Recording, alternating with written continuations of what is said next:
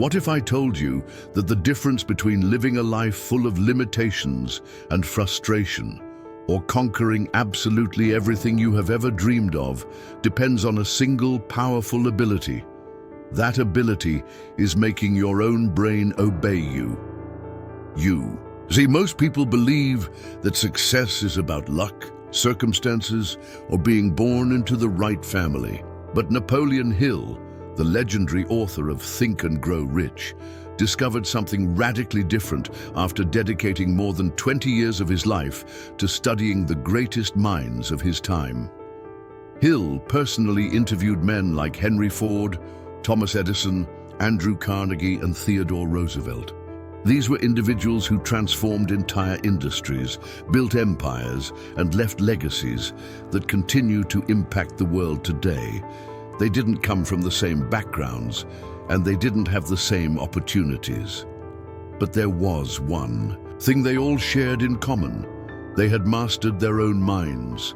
Think about that for a second. Your brain is constantly producing thoughts, emotions, and impulses, and unless you learn how to direct them, your brain will control you instead of you controlling it. It will drown you in doubt, fill you with fear, and push you toward procrastination. And when that happens, no matter how much effort you put in, your results will always be mediocre. But when you flip the switch, when you make your brain obey, something extraordinary happens. Your thoughts align with your goals. Your focus sharpens, your energy multiplies, and suddenly you begin moving towards success with clarity and unstoppable momentum. This is exactly what Napoleon Hill discovered. Success is not first created in the outside world. It is first created in the mind.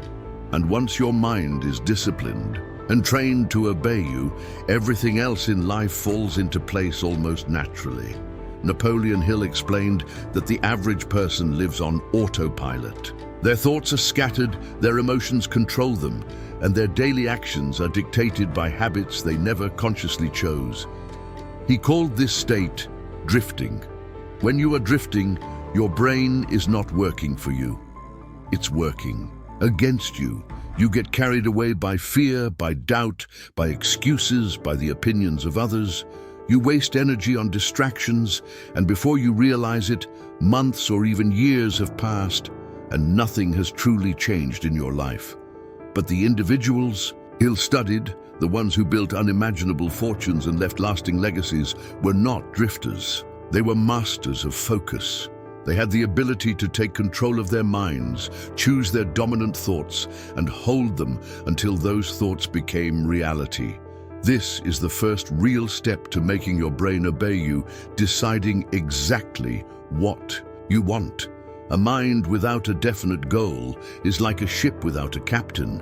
It drifts endlessly, lost at sea. But a mind that is trained to focus on a clear, specific objective will activate resources you never knew you had.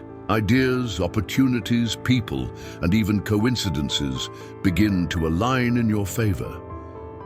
Hill revealed that once you set a clear goal and impress it upon your subconscious mind, your brain begins working tirelessly in the background to make it happen. This is not magic. This is the natural power of a focused mind. So the real question is, are you letting your brain wander aimlessly, or are you commanding it to move with precision toward the life you want? When you begin to command your brain instead of being commanded, by it you unlock what Napoleon Hill called the master key to success. And this master key works through repetition and discipline. Think about it. Your brain is like fertile soil.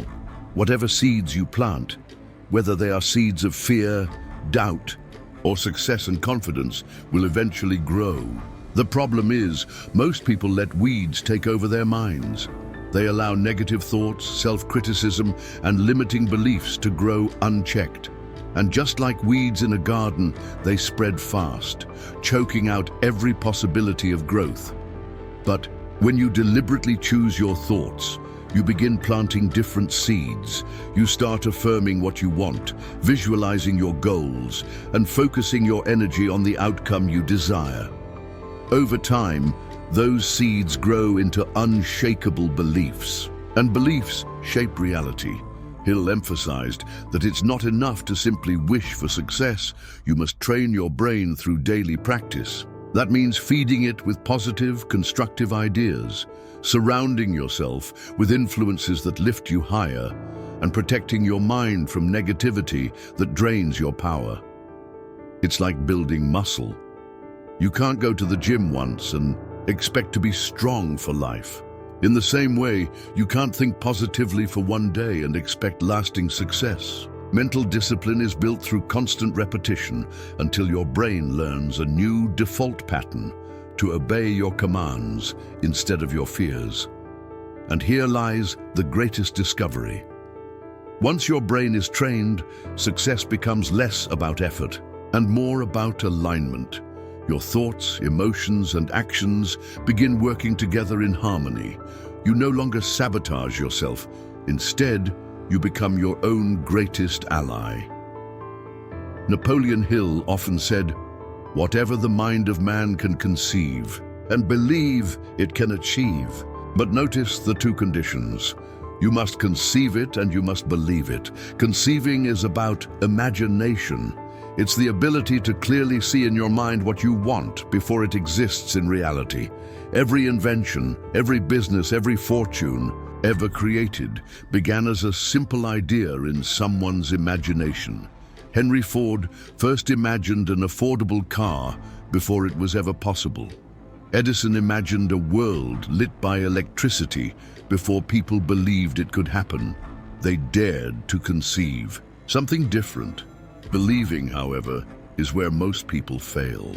They may imagine success, but deep down, they don't truly believe it's possible for them. Their subconscious mind is filled with doubts, fears, and limiting beliefs. And because their brain obeys those hidden beliefs, they sabotage themselves without even realizing it.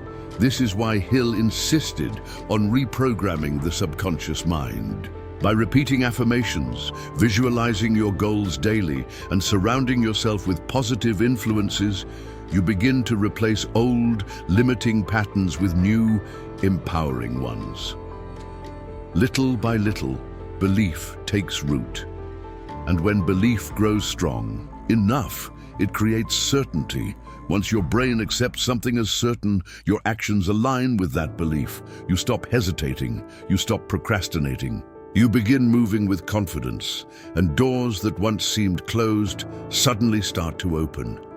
This is the real meaning behind making your brain obey you, not to force it with willpower alone, but to condition it so deeply that obedience becomes natural.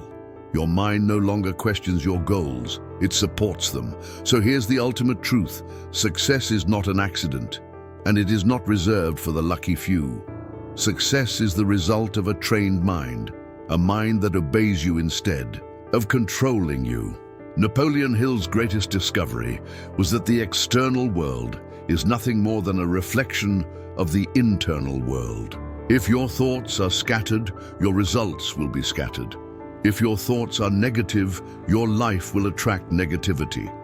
But if your mind is disciplined, focused, and directed toward a clear purpose, then everything in your life begins. To align with that vision, think of your brain as the most powerful tool you will ever own. With it, you can build a life of abundance, happiness, and freedom.